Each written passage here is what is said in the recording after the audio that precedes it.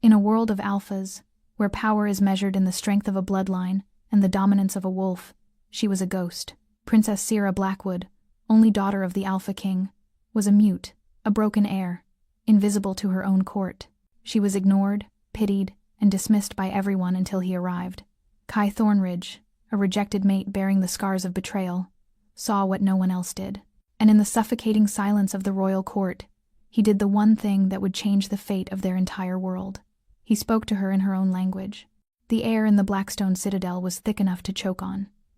It wasn't just the smoke from the 1,000 torches lining the Great Hall. It was the suffocating weight of power, posturing, and the unspoken question that hung over every gathering. Who would marry the mute princess? For the first time in a decade, Alpha King Alistair Blackwood had summoned all allied packs for the Unity Conclave. The real purpose was transparent to everyone present: to find a suitable mate for his daughter, someone powerful enough to overlook her defect in exchange for a royal bloodline. From the back of the crowded hall, standing with the unclaimed wolves and pack outcasts, Kai Thornridge felt the familiar sting of being unwanted. His pack was no longer his.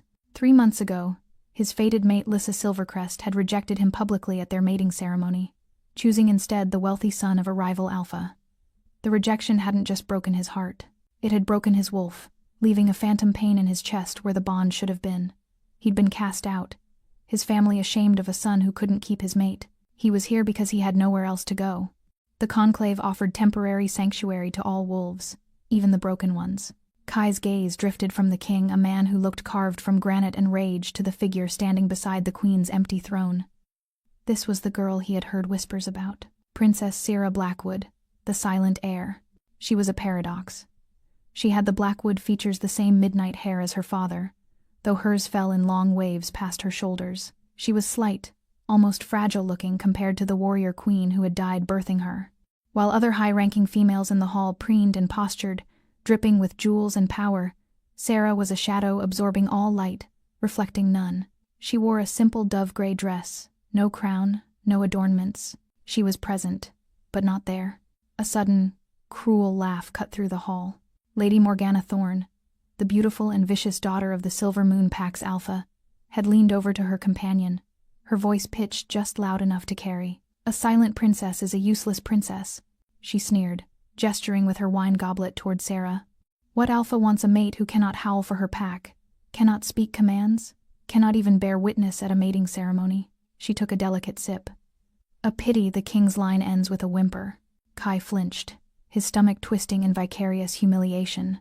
He'd been on the receiving end of public mockery too recently, not to recognize the cruelty for what it was, a calculated strike designed to wound. He watched Princess Sarah. Her expression didn't flicker. Her eyes, a startling pale violet, unusual even among their kind, remained fixed on a tapestry on the far wall. She didn't react. She didn't even blink. Worse than the mockery was the king's reaction. Alistair heard the insult. His wolf's hearing was legendary, his temper even more so. He did nothing. He didn't defend his daughter. He didn't silence the insubordinate lady. He simply continued his speech about bloodlines and strength, his voice booming over the insult as if it and his daughter were nothing but air. Kai's heart ached. It was a familiar feeling. He knew what it was to be rejected, to be deemed not good enough. But this was different. This wasn't rejection. This was erasure. The king was erasing his own daughter in front of every alpha in the realm. Later, during the ceremonial feast, the hall devolved into a cacophony of boasts and challenges. Alphas slammed their fists on tables, competing for attention, for dominance, for the chance to be seen. Kai, having no stomach for the political games or the rich roasted venison that his outcast status barely entitled him to, found himself slipping away from the gathering. He wandered through an archway, seeking air, seeking quiet, seeking anything that didn't remind him of Lyssa's face when she'd said the words, "I, Lyssa Silvercrest, reject you, Kai Thornridge, as my mate." He found a small moonlit alcove that overlooked the citadel's inner courtyard. The cool night air was a relief. He wasn't alone for long. A figure was already there, partially hidden behind a marble column. It was Princess Sierra. She was staring up at the full moon, her profile sharp and melancholic against the silver light. She hadn't noticed him. She seemed so lost in thought that Kai was afraid to breathe, afraid to shatter the first moment of peace he'd seen on her face all evening. He should have left. He should have returned to the feast. It was dangerous to approach a royal, especially one so clearly burdened. But as he watched her, he saw her hand lift. She flexed her fingers, then slowly, deliberately, her hands began to move. It wasn't a nervous tick, it was language. Kai's breath caught in his throat. His mother, Elara Thornridge, had been deaf from a childhood illness. From the age of 4, Kai had learned to speak with his hands before he could howl with his wolf. It was a language he was fluent in, a forgotten corner of his life that had become precious after his mother's death 5 years ago. Princess Sarah was signing to herself. Her movements were short, sharp, and filled with a quiet fury. Always watching, never speaking. They see a broken doll, not a daughter. Father looks through me. Mother would have understood. But she's gone. I'm alone. So alone. Kai felt something crack open in his chest, not the phantom pain of his rejected bond, but something warmer. Recognition. This girl, this princess, surrounded by hundreds, was just as isolated as he was. Maybe more. He stepped out of the shadows. Sarah froze instantly. Her hands dropped. She spun to face him, her body shifting into a defensive posture despite her small frame. Her pale violet eyes, no longer distant, locked onto him. They were cold, wary, and full of an ancient, weary anger. She was a cornered wolf, expecting a blow, expecting mockery, expecting someone to report that the mute princess was talking to herself like a madwoman. Kai's heart hammered against his ribs. He knew what this was. This was the moment he should bow, apologize for intruding, and flee back to his miserable corner of the feast hall. Instead, he lifted his hands. His fingers felt stiff, clumsy with disuse and nerves, but he forced them to move, forming the simple, respectful greeting his mother had taught him. "My name is Kai. I didn't mean to intrude on your solitude." He then signed the sentence that would change everything. "But I understand. The feast is too loud. I prefer the quiet too." Princess Sarah stared at his hands as if he had just conjured fire from thin air. Her body went completely rigid. Her gaze snapped from his fingers to his face, searching, looking for the trick, the angle, the cruelty hidden behind the kindness. She found none. Only the scarred, sincere expression of a rejected wolf who knew exactly what loneliness tasted like. Slowly, as if lifting a great weight, Sarah raised her own hands. Her movements were far more fluid than his, practiced and precise. "You, speak?" Her hands formed the question, her eyes never leaving his face. Kai offered a small, sad smile. He nodded, his hands moving again. "My mother taught me. She was deaf. She always said it was the language of the heart, the words we choose to speak when the world demands we stay silent." Something in Princess Sarah's expression shattered. The mask of the ignored, dismissed princess cracked. Her hands trembled slightly as she signed back. "No one has truly spoken to me in 10 years. Not since my mother died." Kai's throat tightened. He took a cautious step closer, his hands moving gently. "Then they are fools. All of them." A muscle in Sarah's jaw twitched. For the first time that night, for the first time perhaps in years, the invisible princess was seen. And in the silver moonlight of the Blackstone Citadel, Kai Thornridge, rejected mate, Broken Wolf, saw the alpha heir for the very first time. Not a burden, not a disappointment, but a woman drowning in silence, waiting for someone brave enough to reach her. Kai found the note slipped under his chamber door at dawn, pressed into the crack with deliberate precision. The parchment was thick, expensive, bearing no seal but smelling faintly of lavender and old books. 3 words in elegant script. Library, midnight, alone. He should have ignored it, should have burned it and forgotten the moonlit balcony, the signing hands, the violet eyes that had seen straight through his carefully constructed walls. Instead, he spent the day mapping guard rotations and memorizing the Citadel's layout, his heart hammering with something that felt dangerously like hope. The library was a cathedral of knowledge, all vaulted ceilings and endless shelves that disappeared into shadow. Kai slipped through the heavy doors just as the midnight bells tolled, and found her waiting in a hidden alcove behind the histories, surrounded by scattered parchments and leather-bound journals. Princess Sarah looked different without the court's eyes on her. Her midnight hair was loose, falling past her shoulders. She'd traded the formal gray dress for a simple tunic and leggings, practical and unrestricted. When she saw him, relief flooded her features so openly it made his chest ache. She didn't greet him. She simply gestured to the table where papers lay scattered like fallen leaves. Kai approached slowly, aware he was alone with royalty in the dead of night, aware this could be his death sentence if discovered. But when he looked down at her work, all caution evaporated. The documents were brilliant.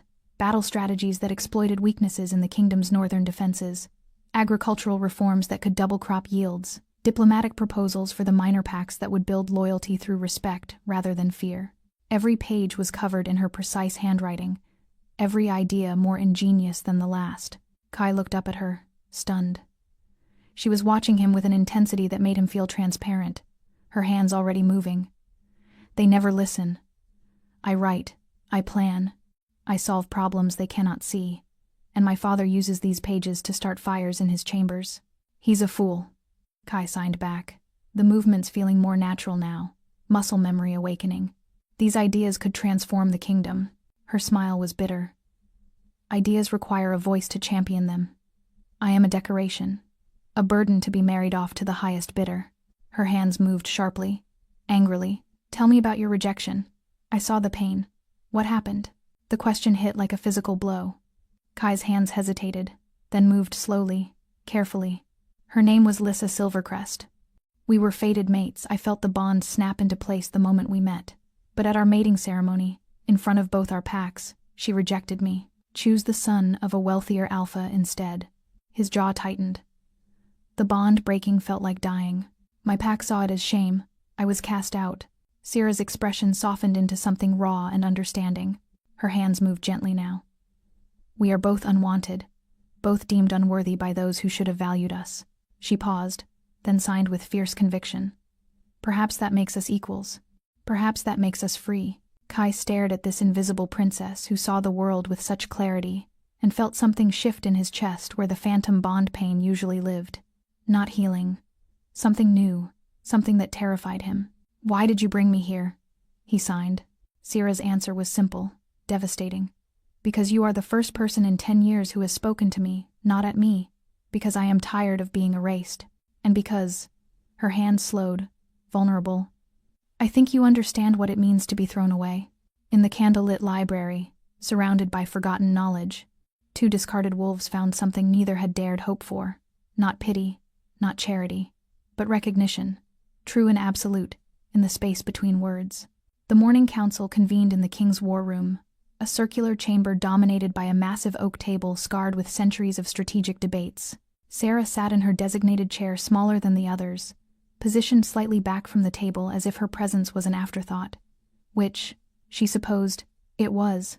Alpha King Alistair stood at the head, his massive frame blocking the light from the tall windows as he addressed the assembled alphas, betas, and advisors. The mate hunt will commence in 3 days. It's time my daughter fulfilled her duty to this kingdom. Sarah's hands remained folded in her lap, motionless. Around the table, no one looked at her.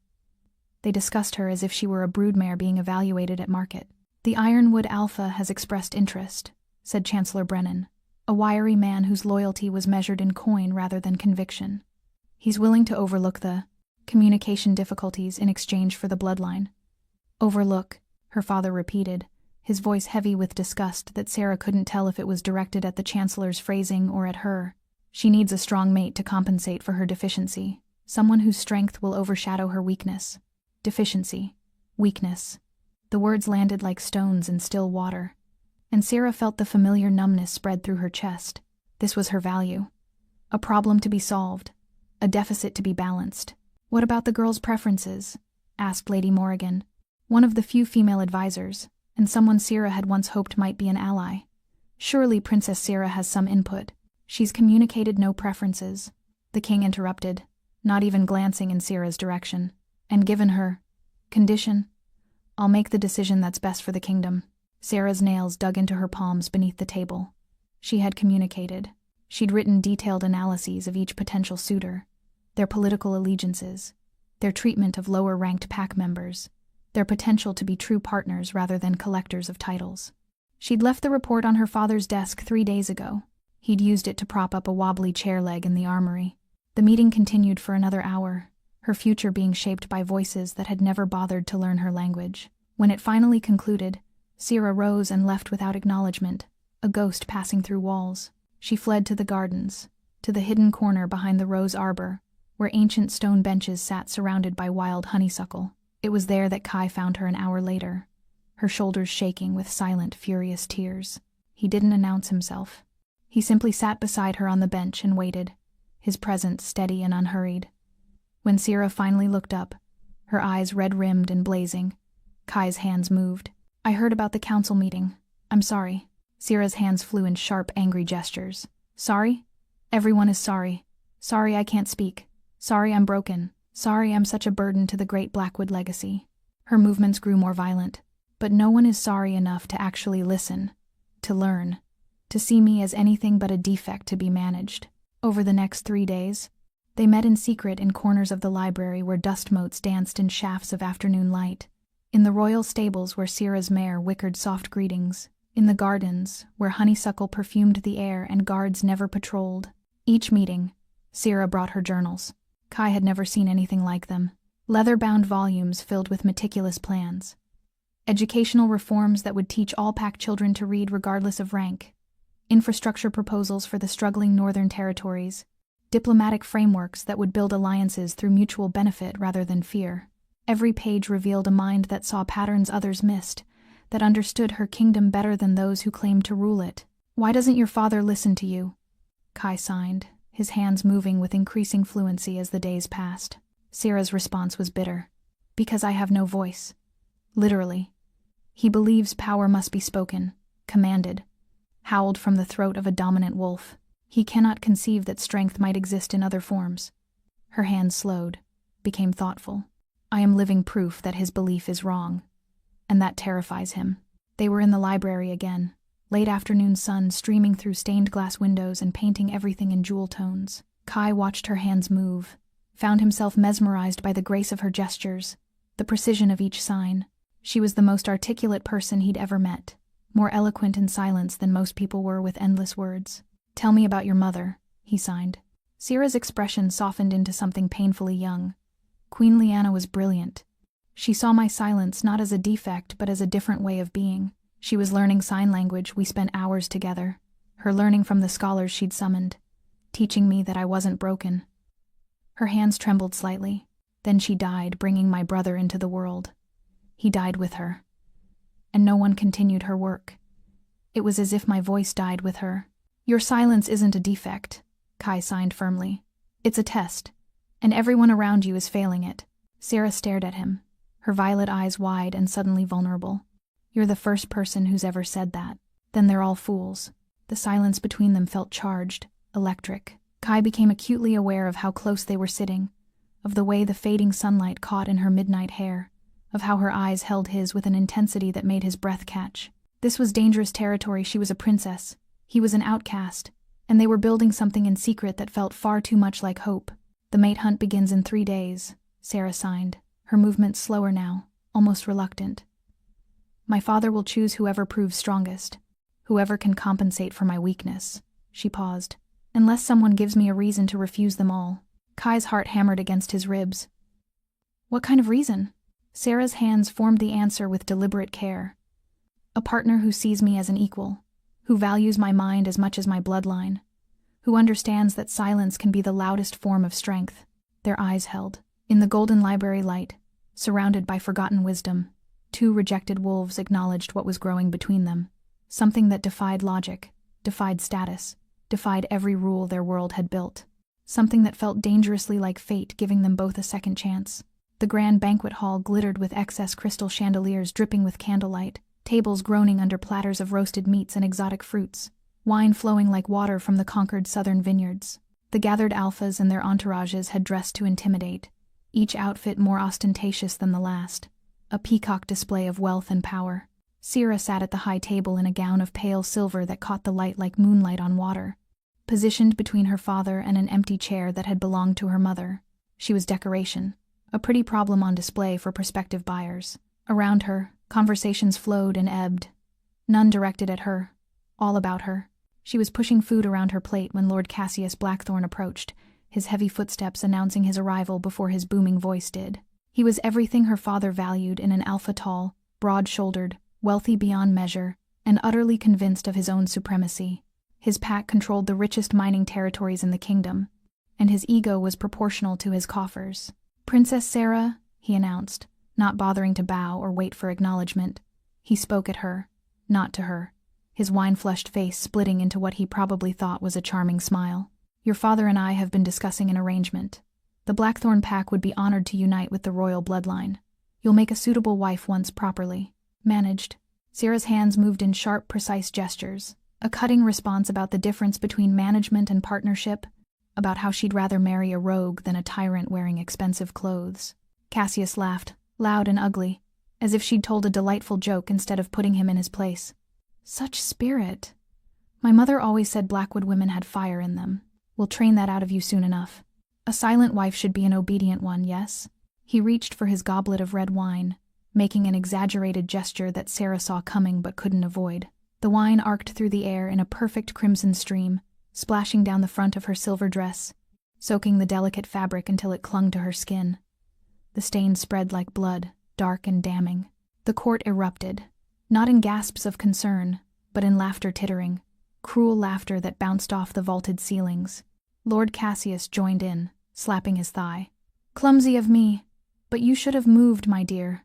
A good mate learns to anticipate her alpha's movements." Sierra stood frozen, trembling with a rage so profound she couldn't breathe around it. The humiliation was physical, burning through her like poison. She was trapped, couldn't scream, couldn't curse, couldn't defend herself in any way this court would recognize as valid. Her hands formed words no one would read, fury spilling from her fingers into empty air. Then a dark blue cloak settled over her shoulders, heavy wool that smelled of pine and winter air. Warm hands adjusted it gently, covering the wine stain, restoring her dignity with one simple gesture. Kai stood beside her, his presence solid and unwavering despite having no right to be at the high tables. His hands moved where everyone could see. "You are not alone." Then he turned to face Lord Cassius, and when he spoke aloud, his voice carried across the suddenly silent hall with deadly calm. "Accidents happen to clumsy men, Lord Cassius. I've seen wolves lose their footing during hunts. Fatal accidents. Tragic, really, when someone doesn't watch where they're stepping." The threat was crystalline, unmistakable. Cassius sputtered, his face going from wine-flushed to apoplectic. "How dare you? I am a lord of the realm, and you're nothing but a rejected Kai Thornridge." The king's voice boomed like thunder. Alpha King Alistair rose from his seat, power radiating from him in waves that made lesser wolves instinctively bow their heads. "You overstep. Return to your place." Kai didn't bow, didn't flinch. He simply offered Sarah his arm, his eyes meeting hers with a question and a promise. Sarah looked at her father, the king, who'd allowed her humiliation, who'd discussed her like livestock with this preening fool. She looked at the court, hundreds of faces watching with gleeful anticipation for her next degradation. She looked at Cassius, still sputtering, still laughing, still seeing her as something to be managed and trained. Then she looked at Kai, the rejected wolf who'd learned her language, who'd called her brilliant, who'd just threatened a lord of the realm in her defense. She placed her hand on his arm. The hall exploded in shocked whispers as they walked toward the exit, her head high, his stride measured and protective. Behind them, her father's roar shook the chandeliers, but Sierra didn't look back. For the first time in 10 years, she wasn't alone in her silence, and that made all the difference. The heavy doors closed behind them, muffling the chaos they'd left in their wake. In the corridor beyond, Kai finally released a breath he'd been holding, adrenaline making his hands shake. "I may have just signed both our death warrants," he signed, managing a weak smile. Sierra's response was fierce, her hands moving with absolute conviction. "Then we'll die knowing someone finally stood up for what was right." She was still wearing his cloak, and neither of them wanted her to take it off.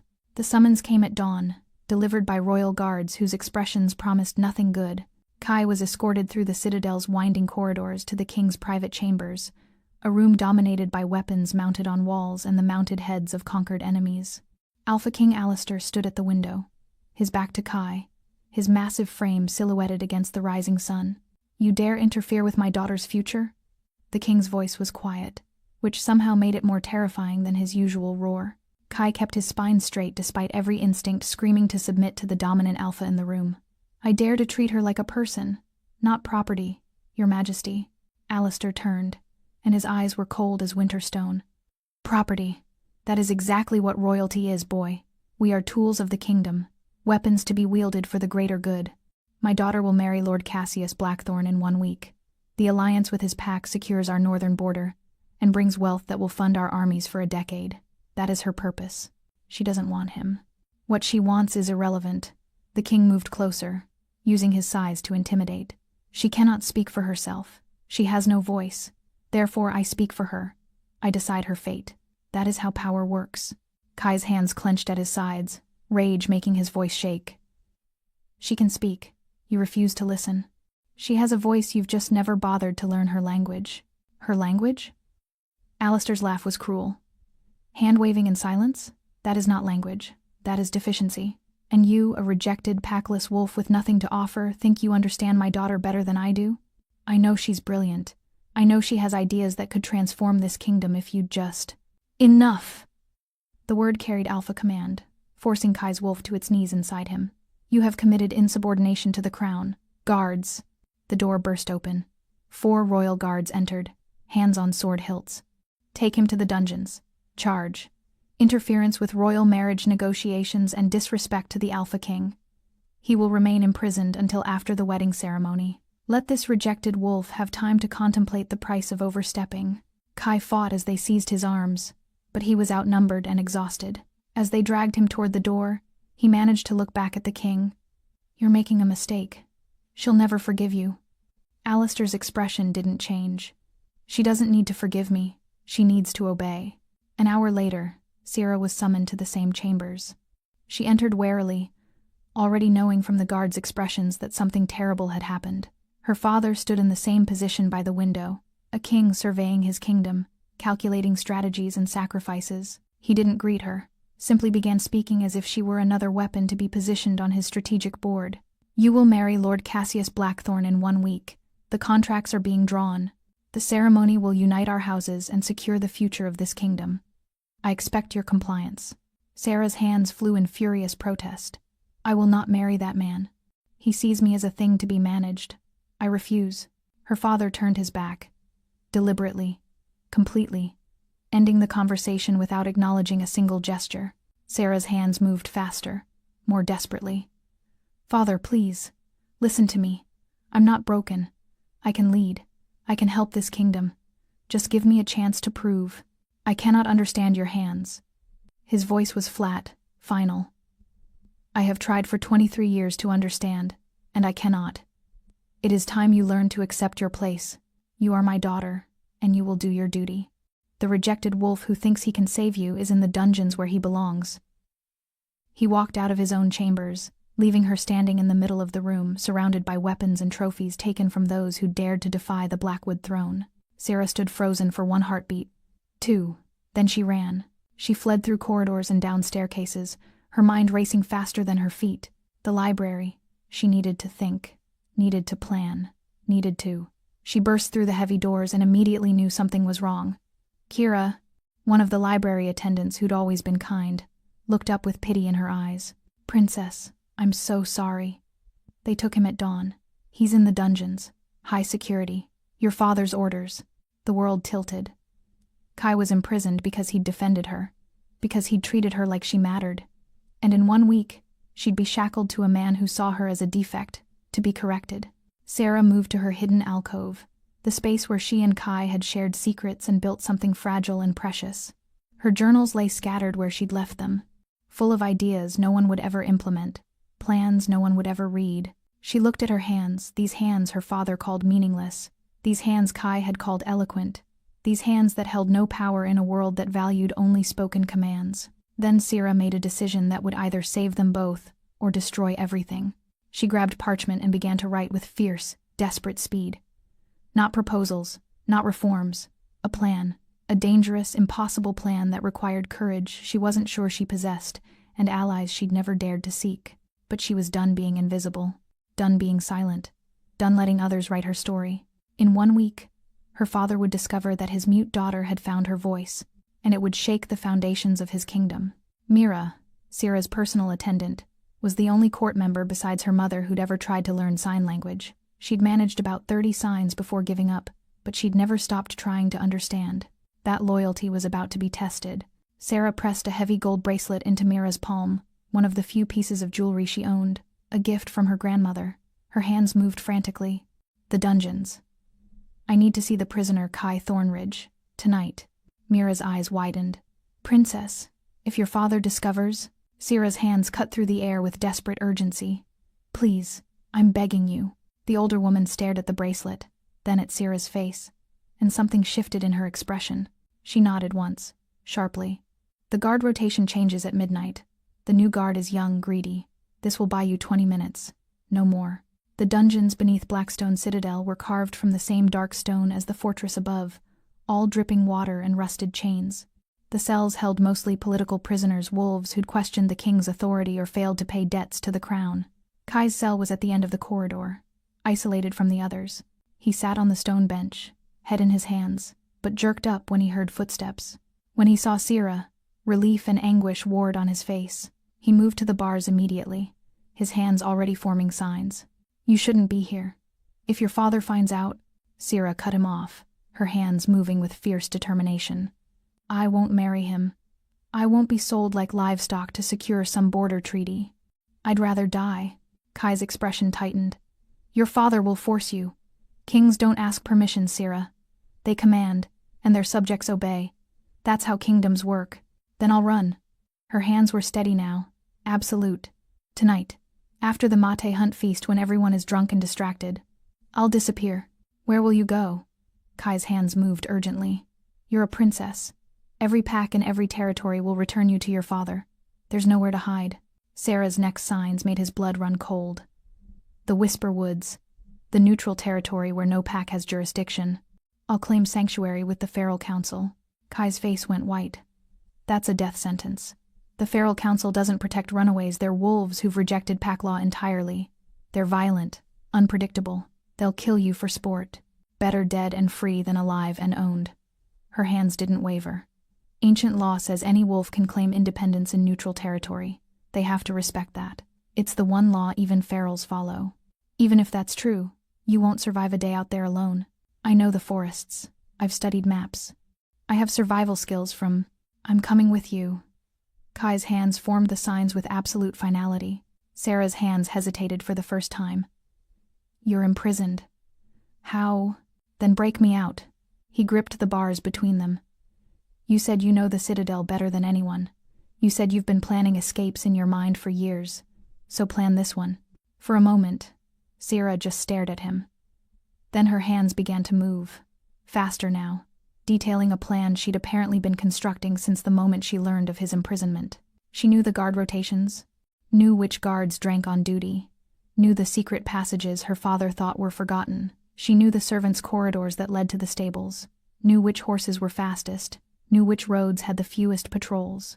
"The mate hunt ceremony begins at sunset tomorrow," she signed. "All eligible alphas will compete archery, combat trials, the traditional chase through the forest. The winner gets to publicly claim me as his mate. Lord Cassius has already bribed the judges. While everyone is watching the final trial, we run. We'll need supplies, weapons, money. I have everything hidden in the stables. I've been planning this for 2 days." Her hands paused. "Kai, if we're caught—" "I know. Treason. Execution. Your father will make examples of us both." They stared at each other through the bars, the weight of what they were planning settling between them like a physical thing. Then Kai reached through the bars and took her hand the first time they'd touched skin to skin. His fingers were warm, calloused from years of warrior training, and they wrapped around hers with a gentleness that made her throat tight.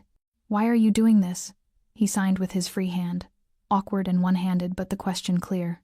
"Why risk everything for me? You barely know me." Sarah freed one hand and signed slowly, each gesture weighted with absolute truth. "Because you see me. Not the mute princess, not the burden, not the defect.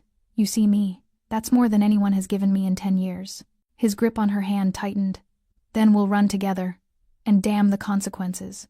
"Damn the consequences," she agreed, her lips forming the words her voice couldn't speak. Mira's urgent whisper echoed from the corridor entrance. "Princess, the guard is returning early. You must go. Now." Sierra reluctantly pulled her hand from Kai's, but before she stepped away, she signed one last message. "Tomorrow night. Be ready." His response was a single sign, clear and absolute. Always. As she fled through the dungeons and back into the Citadel proper, Sarah felt something she'd never experienced before. Not hope exactly, the plan was too dangerous for simple hope, but something fiercer, something that felt like purpose. Like finally, after 23 years of being erased, She was about to write her own story. Even if it ended in tragedy, at least it would be hers. The morning broke cold and clear. Perfect weather for a spectacle. Sierra stood in her chambers while 3 attendants dressed her in the ceremonial white gown, silk so pure it seemed to glow, embroidered with silver thread that caught the light like captured moonbeams. The bride's dress, they called it, though it felt more like a burial shroud. Around her throat, they clasped a heavy collar of white gold set with diamonds, not jewelry. A claim waiting to be completed. She caught her reflection in the mirror and barely recognized herself. She looked like a sacrifice being prepared for an altar. The procession to the forest clearing was a parade of her own humiliation. 12 alphas in ceremonial dress walked ahead of her, each one preening and posturing, their wolves barely contained beneath human skin. Lord Cassius led them, his crimson cloak billowing dramatically, his expression smug with certainty. Behind Sierra, the king walked with his advisors, and behind them, hundreds of court members eager for the entertainment. The clearing had been prepared like a stage. An ornate throne sat at its center, white stone carved with running wolves, positioned so the forest formed a natural amphitheater around it. Guards lined the perimeter, the court assembled on silk cushions and carved benches, and at the clearing's edge, 12 nervous horses stamped and snorted, ready to carry the competing alphas deeper into the forest. Alpha King Alistair raised his hand, and the crowd fell silent. His voice boomed across the clearing. Today we honor the ancient tradition of the mate hunt. 12 worthy alphas will pursue the sacred white hart through the whispering forest. The first to return with proof of the kill will present it to Princess Sarah and claim her as his mate before witnesses. Let the strongest wolf claim what is rightfully his to take. Sarah's hands clenched in her lap, hidden in the folds of her white dress. Rightfully his to take, as if she were territory to be conquered, a prize to be won. Her father hadn't even looked at her during his speech. The alphas mounted their horses. At the king's signal, hunting horns blared, and they thundered into the forest with whoops and hollers, their wolves singing just beneath the surface. Within moments, the clearing was quiet again, filled only with the excited murmuring of the court and the rustle of wind through ancient oaks. Sarah sat perfectly still on her throne, as was expected. Silent, decorative, waiting to be claimed. Inside she was counting minutes, running through the escape plan for the 100th time. When the winner returned, likely in 2 hours, there would be a ceremony, speeches, the formal acceptance. During that chaos, while everyone was distracted, Mira would signal Kai. They would slip away through the servant paths, reach the stables, and the first growl came from the western tree line. It was wrong, too deep, too feral. Not the controlled hunt song of competing alphas, but something darker, something that made the guards' hands move instinctively to their weapons. Then, 5 massive wolves burst from the forest. Not noble alphas in ceremonial hunts, but rogues scarred, wild-eyed, foam flecking their muzzles. Their coats were matted, their movements erratic with barely contained violence, and they were charging directly toward Sarah's throne. The court erupted in screams. Ladies scrambled backward, noblemen shouted for guards. The royal guards formed a protective line, but they'd been positioned for ceremony, not combat. The rogues hit them like a battering ram.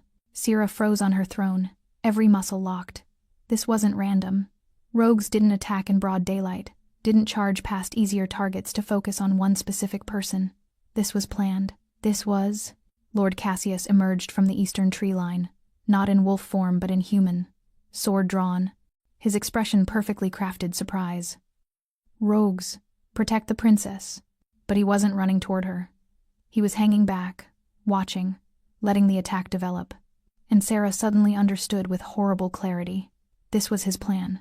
Hire rogues to attack. Rescue her himself. Become the hero. Force immediate marriage for her protection. One rogue broke through the guard line, massive jaws snapping.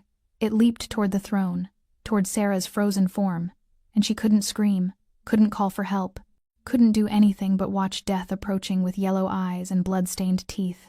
Then a blur of gray fur intercepted the attack. A wolf she hadn't seen in the clearing, smaller than the rogue but faster, more precise, slammed into the attacker mid-leap.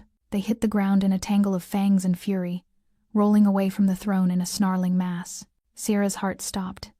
She knew that gray coat, knew the pattern of darker fur along the spine, knew the way he moved, all controlled grace despite the violence. Kai had come. Kai was fighting to protect her. Kai, who should have been safely hidden until the escape, was about to die saving her life. And Sarah, trapped on her ceremonial throne in her bride's dress with her voiceless throat, could only watch as the clearing descended into absolute chaos. The rogue's claws tore through Syrah's ceremonial gown as it dragged her from the throne, her white silk trailing through dirt and blood. She fought, twisting and kicking, but she'd been kept delicate her entire life, trained in etiquette and courtly grace, not combat. Her wolf stirred beneath her skin, small and untested, crying to emerge but held back by years of suppression and her father's repeated warnings that her shift was unseemly for a princess. The rogue's breath was hot and rancid against her face, its jaws opening wide. Sarah saw her death in its yellow eyes and felt a strange calm settle over her. At least it would be quick. At least she wouldn't have to marry Cassius. Then gray fur and fury exploded into her vision. A wolf massive, alpha-sized, with a coat like storm clouds, slammed into the rogue with the force of a battering ram. They rolled away from Syrah in a snarling tangle, and she scrambled backward, her hands finding purchase in blood-slicked grass. Kai. She'd know him anywhere, in any form, but his wolf was enormous, far larger than any rejected mate should be. The broken bond hadn't weakened him, it had made him something else entirely, something dangerous and magnificent. He fought like controlled violence, all precision and lethal grace, but he was outnumbered. The other 4 rogues circled, looking for openings, and Kai positioned himself between them and Sarah, taking hit after hit to keep them away from her. Blood matted his gray fur. A gash opened along his flank. Still he didn't retreat. The royal guards finally broke through the panicking crowd, weapons drawn, but instead of helping, they surrounded both Kai and the rogues, unable to distinguish attacker from defender in the chaos. "Stand down," one guard shouted. "All wolves stand down." The rogues didn't listen, launching another coordinated attack. Kai met them head-on, his jaws closing around one rogue's throat while his claws raked another's face. But he was tiring, his movements slowing. "Stop, I'll handle this." Lord Cassius's voice cut through the melee. He strode into the clearing in human form, a silver dagger glinting in his hand, the kind of weapon forbidden in ceremonial hunts, the kind that could kill a wolf in seconds. But he wasn't moving toward the rogues. He was moving toward Kai. Sarah's heart stopped. This was the real plan. Let the rogues create chaos. Let Kai emerge to protect her, then kill him with silver and blame everything on the rogue attack. Cassius would be the hero who saved the princess and eliminated the rogue who'd imprisoned himself in the dungeons. Perfect, clean, politically advantageous. "The prisoners escaped," Cassius shouted, his performance flawless. This rogue orchestrated the attack. Kai, still in wolf form, was too focused on the remaining rogues to see Cassius approaching from behind. The silver dagger rose, catching sunlight, arcing down toward Kai's exposed spine. Sarah moved without thinking. Her wolf finally broke free after years of suppression, the shift ripping through her like lightning. She was smaller than Kai, white-furred and delicate-boned, but she was fast.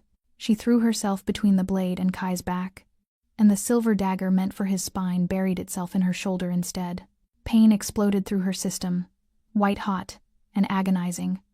Silver poisoning spread like ice through her veins, but she didn't move, didn't shift back. She planted herself over Kai's collapsed form, her small white wolf protecting his massive gray one, her lips pulled back in a snarl that showed every tooth. The clearing went silent.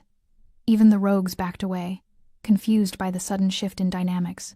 Alpha King Alistair finally arrived, power radiating from him in waves that made every wolf present instinctively submit. "What is the meaning of this?" Cassius yanked the silver blade from Sarah's shoulder, his expression shifting seamlessly to concern. "Your Majesty," the rogues attacked Princess Sarah. "This wolf," he gestured at Kai. "This prisoner orchestrated the assault. I intervened to save your daughter." But Sarah wasn't listening anymore. The silver was burning through her system, her vision graying at the edges. Kai's wolf form beneath her was unconscious, his breathing shallow. He'd fought 5 rogues to protect her. He was dying, and her father was about to let Cassius finish what he'd started. No. Something in Sarah's chest cracked open, something she'd kept locked away for 10 years. The sound started deep in her wolf's throat, rising up through damaged vocal cords that had been silent since her mother's death. It wasn't words. It wasn't a command, but it was sound raw and agonized and absolutely defiant. She howled. The sound split the clearing like thunder, rising into the forest canopy and beyond. It was grief for her mother, rage for 10 years of being erased, love for the wolf bleeding beneath her. Defiance against a father who'd never listened and a court that had never cared. Every wolf in the realm felt it an instinctive, bone-deep recognition. The mute princess had found her voice, and it shook the foundations of everything they thought they knew. The forest itself seemed to hold its breath. Birds stopped mid-flight. Leaves ceased their rustling. Even the wind paused. Sierra's white wolf stood over Kai's gray form, silver poisoning spreading through her shoulder, but her violet eyes blazing with something ancient and powerful, and absolutely unbreakable. Her father stared at her as if seeing her for the first time, and Sierra howled again, claiming her voice, her power, her right to be heard. Finally, Sierra refused to move. Her white wolf remained planted over Kai's collapsed gray form even as guards approached, as courtiers whispered, as her father commanded her to stand aside. She bared her teeth at anyone who came too close, and something in her eyes, something alpha and absolute, made even the royal guards hesitate. Pack healers rushed into the clearing, their faces grim as they examined Kai's wounds without touching him, unwilling to get close to the protective white wolf standing guard. The head healer, an elderly woman named Morgane who'd served 3 generations of Blackwoods, shook her head. The silver is spreading through his system. It's reached his heart. He'll die within the hour. Perhaps less. Her voice was clinical but not unkind. There's nothing to be done. Silver poisoning this severe is always fatal. Sierra shifted back to human form so fast it was almost violent, her body still streaked with blood and dirt. She grabbed Mira's arm with desperate strength, her hands flying in frantic signs. "Princess, I can't slow down." Sarah forced herself to slow her movements, each sign deliberate and urgent. "Get the moonstone pendant. My mother's chambers. The locked chest by her vanity. Now. Run." Mira's eyes widened with understanding. She picked up her skirts and sprinted toward the citadel, faster than Sierra had ever seen her move. Sierra turned back to Kai, kneeling naked in the blood-stained grass, lifting his massive wolf head into her lap. His breathing was shallow, labored. Black veins spread from the silver wound like cracks in ice, creeping toward his heart with visible progress. "Sierra." Her father's voice was iron and command. "Move aside. Let him die. He's nothing a rejected wolf who interfered with your betrothal and caused this chaos. Let justice be served." Sierra looked up at her father, and her hands moved with slow, deliberate fury. Mira wasn't there to translate, but Lady Morgana, one of the few courtiers who'd bothered learning even basic signs, spoke the words aloud, her voice shaking. She says, "He is everything, and you are blind." Lord Cassius, still holding his bloody silver dagger, tried to approach with his arms spread in false concern. "My princess, I understand you're in shock, but I'll protect you from—" Sierra's eyes flashed, and for a moment they weren't violet but silver, pure, metallic silver that made Cassius stumble backward. Her hands formed signs that needed no translation, sharp and accusatory, pointing at him. At the scattered rogue bodies, at the silver dagger, Lady Morgana translated, her voice growing stronger. "You did this. You hired the rogues. This was your plan all along." "Lies." Cassius's composure finally cracked. "She's hysterical, traumatized. The mute princess doesn't know what she's saying." "Then explain these." One of the competing alphas, Lord Brennan of the Eastern Ridge Pack, approached, carrying what looked like leather collars. "We found these on 3 of the rogue bodies. Blackthorn pack markers. Your pack's markers, Cassius." The clearing erupted. Other alphas began shouting accusations. Cassius went pale, then red, his hand tightening on the silver dagger. "This is a setup," someone planted. "Enough." The king's voice carried absolute authority. His eyes, when they fixed on Cassius, held the cold fury of an alpha who'd been made a fool. "Take him. Hold him for trial. If these accusations prove true, he'll answer for attempted murder of a royal heir and conspiracy with rogues." Guards seized Cassius, wrestling the dagger from his grip as he screamed protests and threats. Mira burst back into the clearing, gasping for breath, a small wooden box clutched to her chest. She fell to her knees beside Sierra, hands shaking as she opened it. Inside, nestled in ancient velvet, was a pendant on a silver chain, a perfect moonstone that seemed to glow with inner light. "The Blackwood lunar heart," Morgane breathed.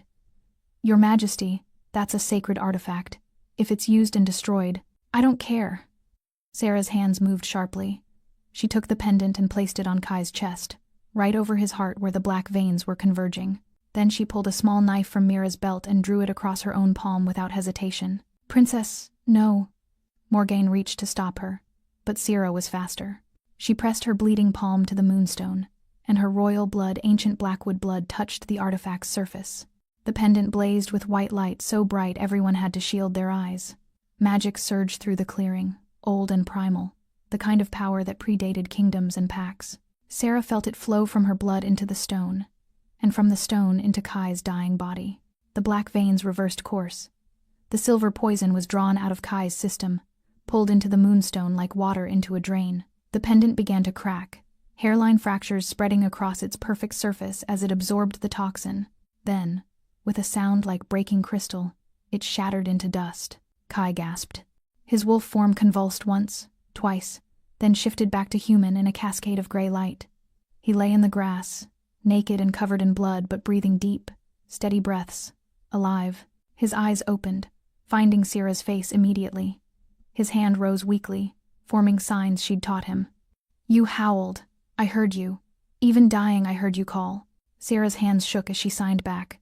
"I found my voice. It was calling for you. Only for you." Morgaine approached slowly, her healer's instincts drawing her to examine them despite the strangeness of what had just occurred. She placed her hands on Kai's chest, then on Sierra's, her expression shifting from clinical focus to stunned disbelief. "Your Majesty." She turned to the king, her voice trembling. "They're bonded. True mates. The bond is complete. I can feel it, see it in their auras. It's already set." "That's impossible." Alistair's voice was flat with shock. She was never bound. There was no ceremony. "The bond doesn't require ceremony when it's true." Morgaine's hands moved over them both again, as if confirming what she already knew. Her howl, it was a mating call. Whether she knew it or not, her wolf was claiming him. And his wolf, even dying from silver poison, answered. The bond formed naturally, as the ancient bonds always did before we made ceremonies and politics of it. Sarah and Kai stared at each other, the truth settling over them like destiny finally catching up. True mates, not arranged by fathers or politics or careful pack alliances, but recognized by their wolves in a moment of crisis and absolute need. "It's done," Morgaine said firmly. "What the goddess joins, no king can separate." Sarah's hands moved one more time, and Mira translated through tears. "I choose him. I will always choose him." 3 days after the mate hunt that had ended in blood and revelation, Alpha King Alistair called a final conclave session. The great hall was packed, every alpha who'd come to compete for Sarah's hand, every advisor, every noble family, and hundreds of common wolves who'd heard the stories and demanded to witness what came next. Kai stood beside Sarah at the base of the throne dais, both of them dressed formally but simply. His wounds had healed with supernatural speed once the silver was purged, and he stood tall despite knowing he was about to face judgment from the most powerful alpha in the realm.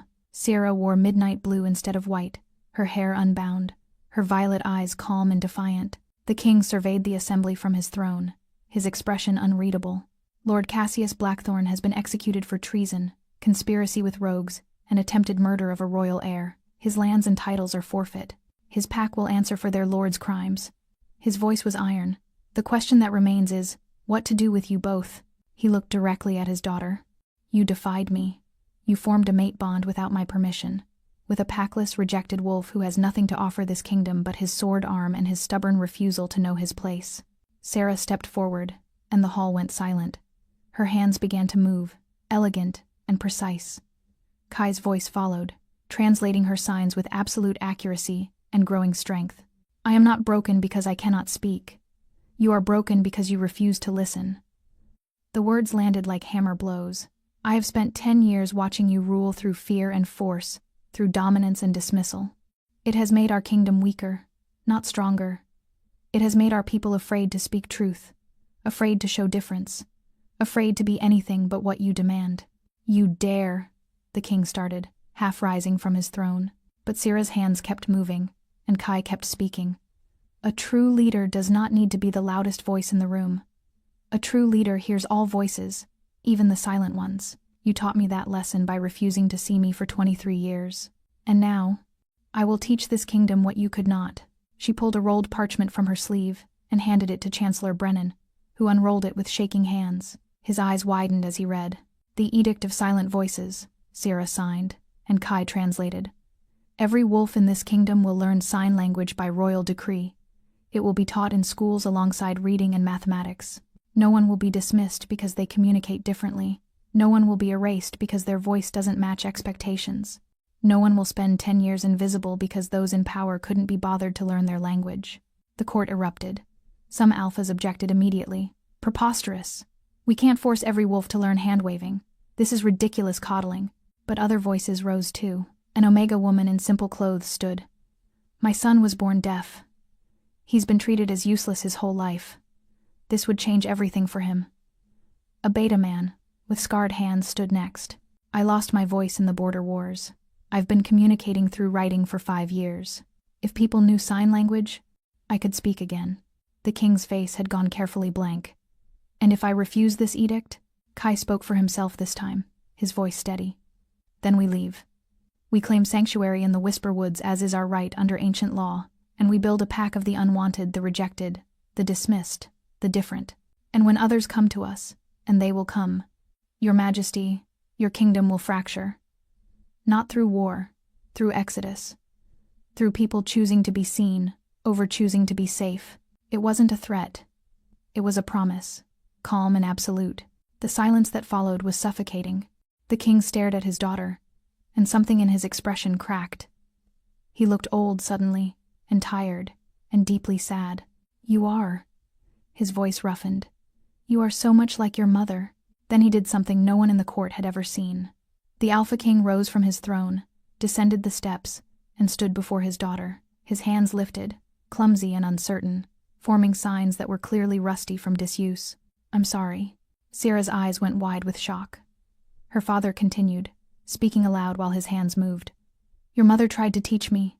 After you were born silent, she said it was a gift, not a curse. That you would see the world differently, understand people in ways others couldn't. She was learning sign language, teaching you, planning to make it part of court education. His hands fell. After she died, I couldn't bear the reminder. Every sign was her voice, her laugh, her certainty that you were perfect. So I stopped learning. I stopped listening. I erased you because you reminded me of what I'd lost. Sierra's hands moved slowly, hesitantly. That wasn't fair to me.